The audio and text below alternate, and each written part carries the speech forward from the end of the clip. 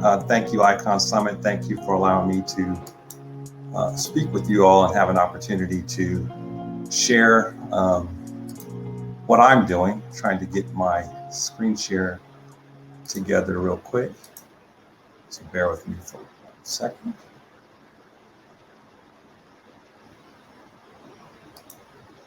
Okay, and while I'm doing that, here.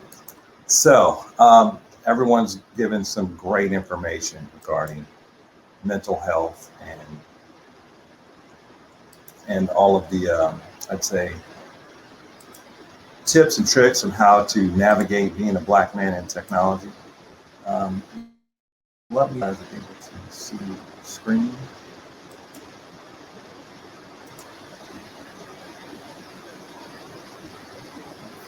I'm seeing the whole entire one, but anyway, I will do my best. So anyway, my goal really is to talk about my goal is to talk about how Black men particularly are able to tell their story. And by doing so, hopefully, we own our own narrative. So back when I was... Tim, can you speak up a little bit? I'm sorry, can you hear me? Yes. I'll try to speak loud. Okay. So at this age, I thought I wanted to be, most people thought I wanted to be Prince, but I actually thought that I wanted to be the President of the United States. So as I got a little older, I thought there was a free job of being president. So I thought that I'd be a mechanical engineer. I mainly chose being a mechanical engineer because I was really good at math and science. And I didn't see a lot of Black men, particularly, but Black folks going into this field. Unfortunately, that was probably not the right move or right decision in order to choose your career. But nevertheless, I went to the MESA program, I did the Inroads program, and worked at Lawrence and Livermore National Laboratory in college as a mechanical engineering intern. After about 1.5 years there, I decided I didn't want to be a mechanical engineer anymore. So I was kind of devastated. But luckily, my boss ran the Affirmative Action Diversity Program, and I was able to pivot from engineering to doing diversity work in the early 90s. I ended up thinking that I wanted to be a civil rights lawyer after that. So I had an opportunity to work at a big law firm called Morrison & Forster and go in working as a litigation paralegal to learn how to work with the associates and partners, as well as the secretaries and case assistants, to be able to one day run my own civil rights law firm. But after a couple of years working there, a couple of trials, I decided I didn't want to practice law either. But what I ended up doing was figuring out that the people that I was meeting in these law firms would take me someplace I just had no idea about. But I also knew that I had this passion for diversity work. So I ended up starting Morrison & Forster's diversity program in the late 90s. And then I also did a lot of pro bono work, working on cases that affected prisoners and civil rights, their civil rights being violated.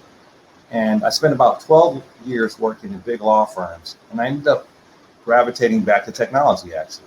Ended up becoming an expert in what they call e-discovery, and I started working on taking text messages and email communications, hosting them in the cloud for review, and having attorneys do document review production to the other side. And that was called e-discovery. So I ended up doing that, and I created diversity programs in different law firms.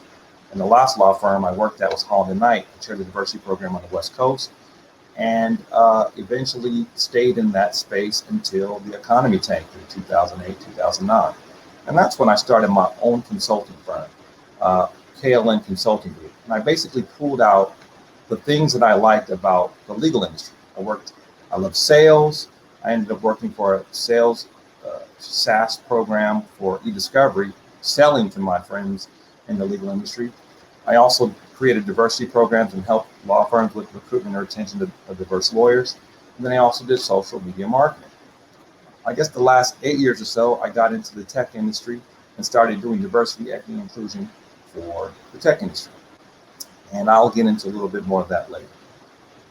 My goal really right now is just to these are some of the places where I've appeared throughout my career, basically through a relationship that I have with LinkedIn.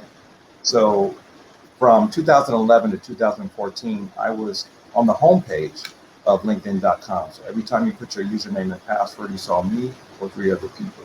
And that's hopefully why you will be able to listen to me a little bit, talk about personal branding and how Black men particularly can take harness of their brand and be responsible for what they put out in the universe. So I'm sure some of you have heard of the phrase, your network is your network. But I don't think a lot of people really look at networking and social media, etc., as a way to either find a job, sell a product, or raise money, actually, and know how to do it effectively. So hopefully I'm going to give you some tips and tricks to be able to help you leverage that and do that. Most people think that networking is just knowing a lot of people. Knowing a lot of people is great, but if you can't get them to click on something and actually write a check to you or make a payment, that's not going to help you in the long run. Oftentimes people only network when they need to, and they basically discard themselves when they don't. So if someone's not in a position of power right now, they will say, oh, well, I don't really need to spend any time with this person to get to know them. However, one thing that I always like to say, especially when I'm talking to students, is I'll say, have you guys ever seen the Black Panther movie? People will raise their hand. Then I'll ask them if they've ever seen the Snapchat app on their phone or use Snapchat. And a lot of people, mostly everyone, will raise their hand.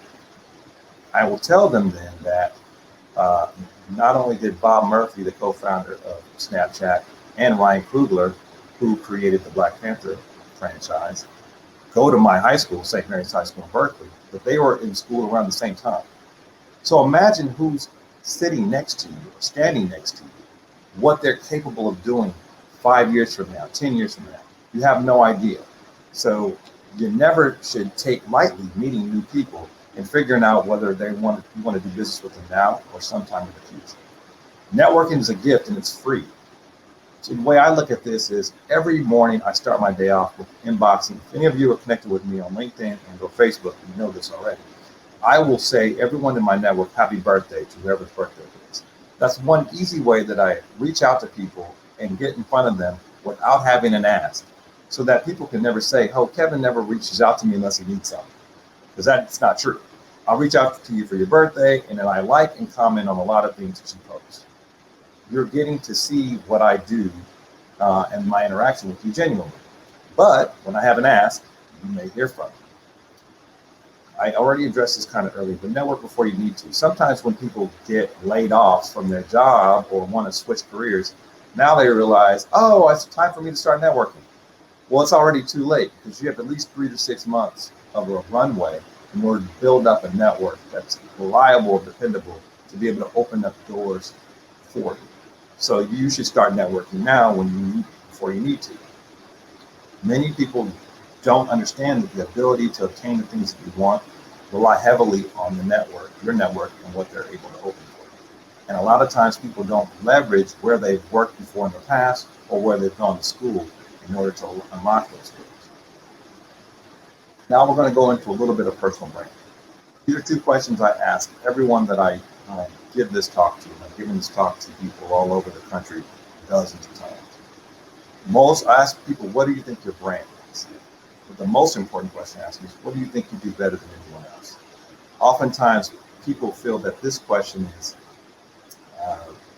you're being aloof or you're arrogant or something like that. However, this is what I want you to sit with, because I want you to realize that there are things that you do pretty well. Not necessarily there's nobody else on the face of the planet that can do it better than you, but you do it very well. And I would argue that it will be very difficult and challenging for someone to be able to out-network you. So this is an example of something that I want you to see. Don't have a lot of time to get chat back and forth on this. But when you look at this logo as an example, most people will see this FedEx logo everywhere, but they miss the fact that in between the capital E and the lower X, that there's an arrow there. And there's an arrow there for a specific purpose. It is actually an arrowhead. It signifies speed and precision. And that concept is useful when it comes to shipping, in the shipping industry. You don't want a package that's not going to get there or go to the wrong place, or it's going to be slow. Most people miss that opportunity. What I'm arguing is that all of your social media avatars are your logo, just like this. So every time someone goes to your LinkedIn profile, your Twitter account, your Instagram, etc., that first picture symbolizes and eclipses you. How does that look right now? Think about what you have out there. Is that a great representation of you, or a great representation of what you want the world to see or get? If not, let's go over these things. So for me, with my profile, there are certain things that I do for a particular purpose. Many of you may know that I had a brand called The Social Politician. And about maybe 6 or 7 years ago, I was doing a lot of fundraising and working online with the brand of various political candidates, people running for office. So many of you may recognize some of these folks. I always like to throw this last one out because I've raised money for President Obama's first and second elections. And he follows me on Twitter. But I also have another brand in what I'm doing currently right now. So you probably wouldn't see a lot of the political stuff that I do anymore because I don't want to confuse people of what my purpose is and what I'm doing the most right now. They call me the social engineer. And the name comes from a quote from Charles Hamilton Houston, who said, "A lawyer is either a social engineer or a parasite on society." So although technically, as I mentioned earlier, I'm not a lawyer, nor am I technically an engineer, the way that I use the quote is basically you're either part of the problem or part of the solution. So my goal right now is to address the lack of diversity in the tech industry by providing STEM pipeline programs for young kids to get interested in math, science, chemistry, physics, and engineering. And with that, thanks to my business partner, Dr. Brian Brown, who's a professor at Stanford, we went to high school together. So we are been friends since high school, and we still network, we still do things, and we decided we were going to work together on solving this problem. So this is what it's all about. Yes, town biz. Brian is from Oakland. I'm from East El Cerrito, so I can't really claim Oakland, but I'm born and raised, and my office is in Oakland, so I've got town street cred. Nevertheless, here are some of our programs. We have an overnight camp for high school students with tech companies come up and lead workshops and what they do. We have a day camp at Stanford for middle school students called Science in the City. This particular program you're seeing right here is our family science day at Airbnb, where these kids are learning an introduction to coding. And here's our global hackathon that we do for the United Nations to stop human trafficking and cybertheft. So there are just a number of our programs that are here and why I do what I do. What are the qualities synonymous with you? This is important to try to figure out how you want people to think of you. Are you reliable? Are you dependable? Do you have integrity? Are you hardworking? These are the kinds of things that people will want to get from your profile, the kinds of things that you post, the kinds of things that you like, and your comments. So people are looking to get some type of insight on who you are.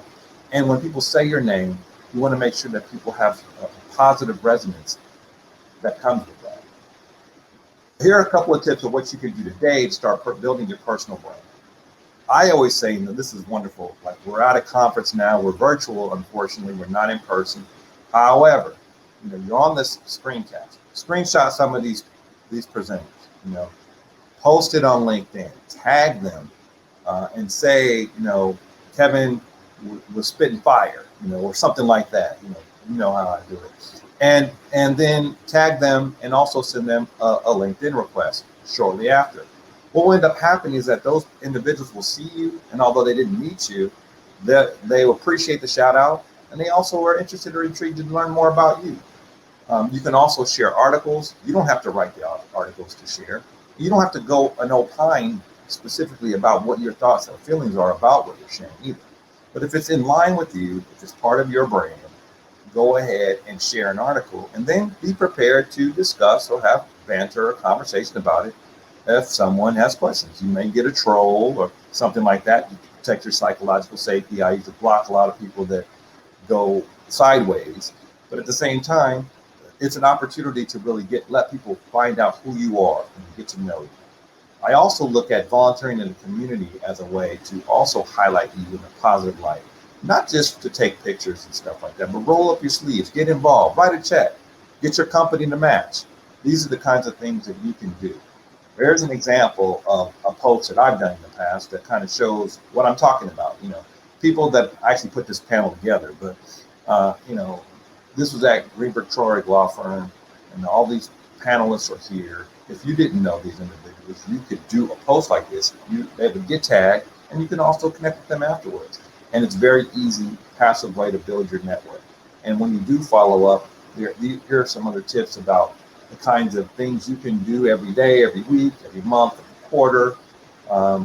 So just to help you become more social media, build your social media prowess.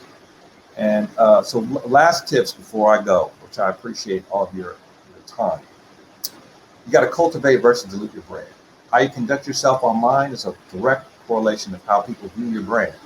So don't have your profile picture be a shady picture with a mirror in your bathroom, or you doing something that's not appropriate. Post consistent content that's reflective of your brand.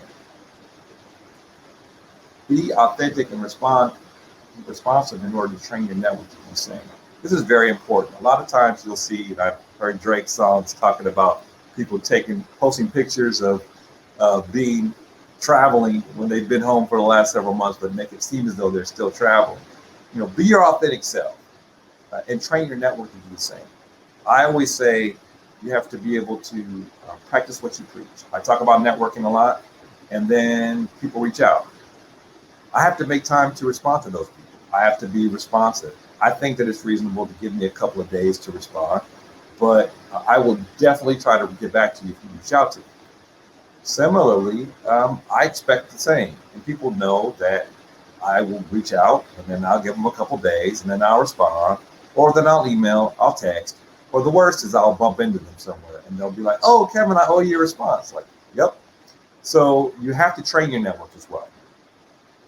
Your network is useless unless you can get it to do what you need. So for me, now that I'm a nonprofit founder and I also work at Berkeley Lab, I do raise money from time to time. And it's easier to raise money when people are plugged in, engaged with what you're doing, believe in what you're doing, and really want to see you succeed and want to be a part of that.